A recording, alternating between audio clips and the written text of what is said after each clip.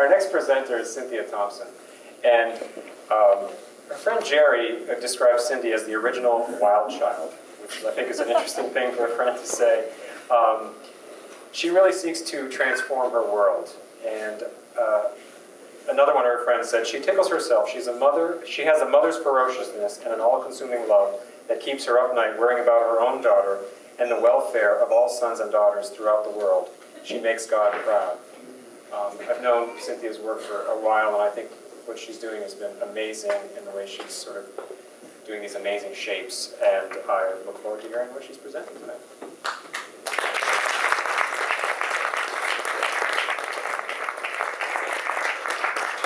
Thank you. Am I supposed to read this? Yep. Okay. Maybe I'm ready to go. You think so? Here we go. So I started out in grad school, and I was a metalsmith, and here you have performance art, which I got into. And it changed my way of thinking. I got into fabric, and I made environments with my friend. We performed up and down the East Coast for like 3 years, called ourselves Pink Ink. And I really learned how to do fabric structures by doing the performance inside them. Here you have I'm going to show you a lot of different fabric installations. This is at Hudson University, and this is in the Gracie Theater. This is all kinds of forms that have no metal in them. They're all overlapped. This is a long time ago in the museum in Portland, where there's still the hooks in the side of the building where I installed this piece. This is all done with no metal at all, completely tensioned fabric, and you can see how old it is because my daughter's in the bottom and now she's 21. So this is a kaleidoscope effect in an office in New York City at Hasbro, and that's when I started to put metal into the structures and start to overlap them. You depend on a lot of light play when you do the fabric structures. And here we have the museum in North Carolina, an art museum that was new a couple of years ago, and we put in all the light diffusers in the ceiling so that it would diffuse the light on the art, and each piece of fabric was a different piece of fabric doing different kinds of light diffusion. And now we have Portland again. We put a lot of Portland slides in. This is the visitor center last summer, and we put up a lot of flowers.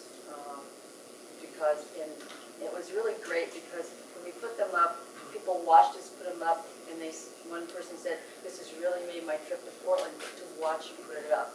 Whoops, I'm not up here. Sorry. I guess I goofed that up. Anyway, this is a hotel in New York City, and this is very, very simple fabric shapes, and they all come down and change the ambiance at cocktail hour. Very, very simple way. This is one of the biggest projects that we've done at Transform It, which is my studio. It's a 30-foot high head. It's a theater, and you enter into the net, and you go inside the theater, and you learn how to be healthy. And it's a children's health space. So they ask them, does a cigarette hurt you the first time? And then the head talks to them and says no, yes, or maybe. This is in Maine again. It's a health place for women. And this is a very simple thing that you can do with fabric. We can print on fabric now, and it's absolutely beautiful. This is an AIA show in Los Angeles, and this is one of the conference areas. You can see that there's a huge print on a very sculptural wall. It was a print of the LA freeway done by a famous photographer. And this was like the centerpiece for the AIA part of the show. Also, you can do all kinds of rooms with fabric structures, and this shows you the beautiful print that you can do. You can take pictures, you can print on the fabric, and create all these illusions with different layers of fabric and light. I think that one of the people that came over and interviewed me to do this, she says, "I didn't realize that you did environments with light." And I'm going like, wow, that's what it is, fabric, light, and environments. This is another print that was on a piece for an exhibit in Chicago at the Field Museum.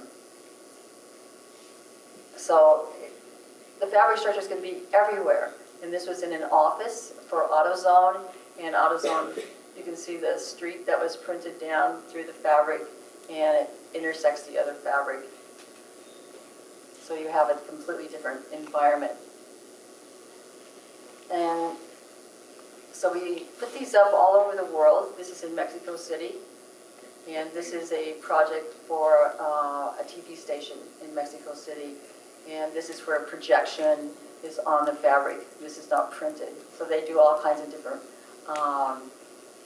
projections on this. Also, along the way, my fabric has gotten to be technical art. And inside each one of these panels is an acoustic fabric. And there's 750 panels all set in a row. And you can do curves with this acoustic fabric. So here you can do artistic things and have technical aspects to them. This is the Woodstock Museum in Bethel. It's the Bethel Woods Museum in New York, and it's all about the Woodstock area. And there was actually, where the Volkswagen Beetle is, there's a big acoustic panel that they projected on. This is a way of doing art and architecture, where you have this really nice, fabulous piece of art in the ceiling that goes from the entranceway all the way through the building, and then it meanders, and it's on top of the conference area. So that's the way you can use art and architecture.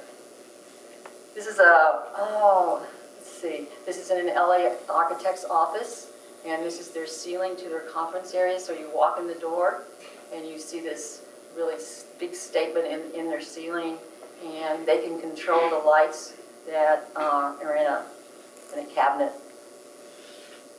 This is one way you can do different kinds of structure where you can see all the curves and everything. That's all bent metal.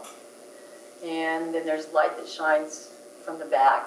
And so you have what we call shadow graphing.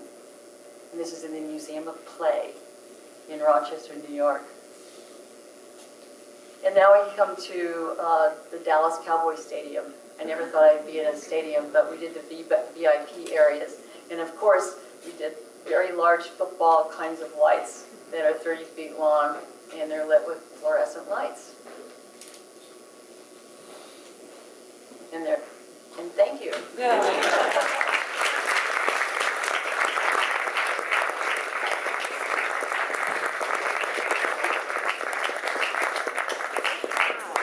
Indeed, thank you. You know, I'm always amazed at the people who live in this state and are part of our community and do these amazing things all over the world. And I think that Cindy's work is just great. And I think just give her another round of applause, please.